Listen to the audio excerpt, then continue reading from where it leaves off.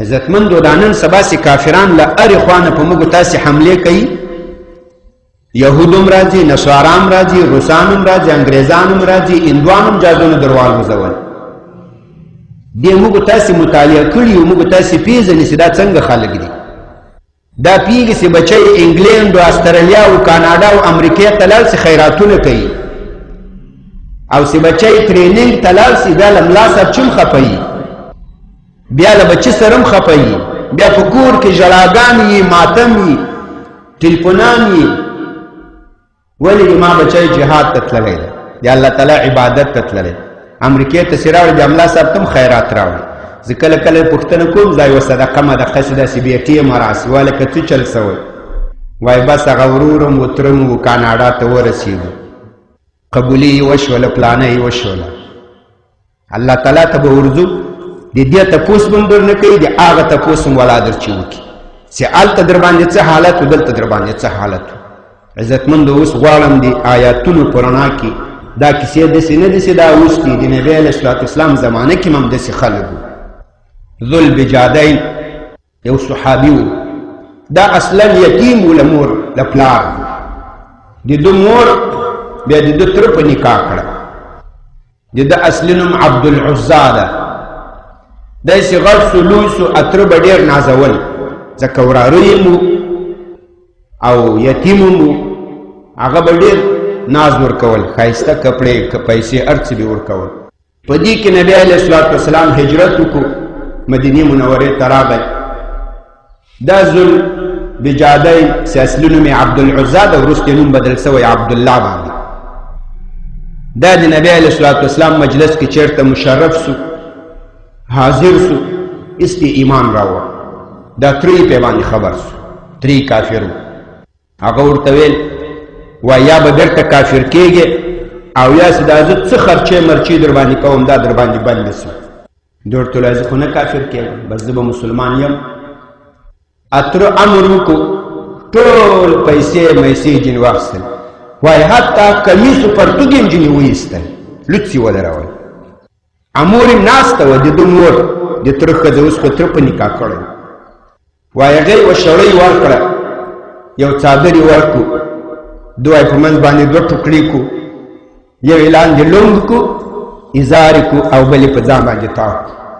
په همداسې حالت کې وایي نبي علیه الصلاة والسلام ته راغی، وایي په مسجد کې ناست و، وایي نبي علیه السلام عادت شریف دا و چې لمونځ به یې وکړو، په دې صحابهو کې به یې داسې کتل چې کوم مېلمه یې نابلده یې.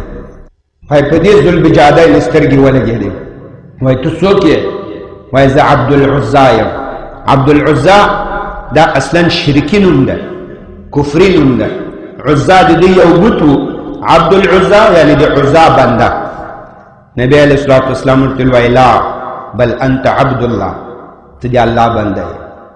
وذوالبجادین او ته د دوو شړیو والا یې، دا لقب هم نبی علیه الصلاة والسلام ورکړ، وایي ته د دوو شړیو والا یې. والزم منزلي، وایي ته به د ما د کور التزام کوې. وایي د نبی علیه الصلاة والسلام دروازه کې به پروت مسجد کې تلاوت به کول، ذکر به کول او په زوره به تلاوت کول. وایي یو ورځ عمر رضی الله ویل یا رسول الله انه لمرائن، وایي دا خو ډېر ریاکار ده، په زور تلاوت کوي. وایي نبی علیه الصلاة والسلام ورته ویل دعه عنک، پرېږده هغه څه کوې، وایي خوشی که هغو سره کار مه لره. انه لأواه، دا اواه دی، الله تعالی ته عذر کوي، ارزارۍ کوي. دا لقب هم نبی علیه الصلاة والسلام ورکړی، اواه. نبی علیه الصلاة والسلام سره به ملګری و، جهادونو ته به تو. عبدالله بن مسعود رضی الله عنه د ده واقعه ذکر کوي، وایي د تبوک غزا ته موږ سره تللی و، د شپې وفات سو. وایي نبی علیه الصلاة والسلام ابو بکر صدیق رضی الله تعالی عنه، عمر فاروق رضی الله عنه او زه وم، څلور کسان. وایي د شپې م دفن کو. وایي نبی اسلام قبر ته کوز شو او ابو بکر عمر ته وویل ما وایي چراغ نیولی و، بتۍ مې نیولې وه. وایي ابو بکر عمر ته وویل چې دا ورور مو رانږدې کوي. وایي قبر ته ور نږدې کو، د قبلې له پلو په قبر په لحد کې کېښودل.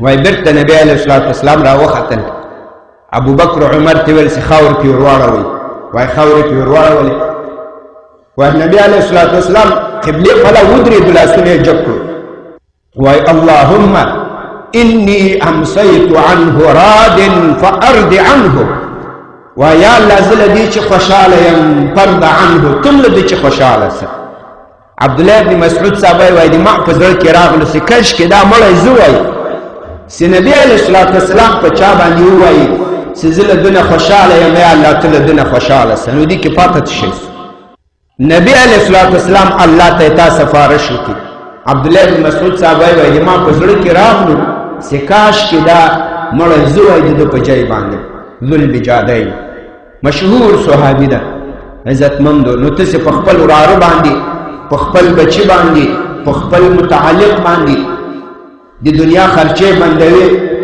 د دنیا پیسې بندوي ولې هغه د جهاد سخته تللی د نبی اسلام په قطار کې ودرېدلی د تا به دغه مثال یې د دغه ذوالبجادین د تره او د تا د وراره د بچي د هغه به دغه مثال یې چې نبی علیه الصلاة والسلام به د قیامت په ورځ وایي یا الله زه له دغه بنده چې راضي یم ته له دې چې راضي سه دا د تا په لاره کې جهاد ته تللی و دا د تا په لاره کې قرباني ته حاضر و عزتمندو الله تعالی فرمایي قد يعلم الله المعوقين منكم والقائلين لإخوانهم هلم إلينا ولا يأتون البأس إلا قليلا الله وی وایزه هغه کسان پیژنم په تاسو کې کوم چې تعویق ډیل کوي تأخیر کوي د جهاد له صفونو نه او خپل ورونو ته وایي هلم الینا مونږ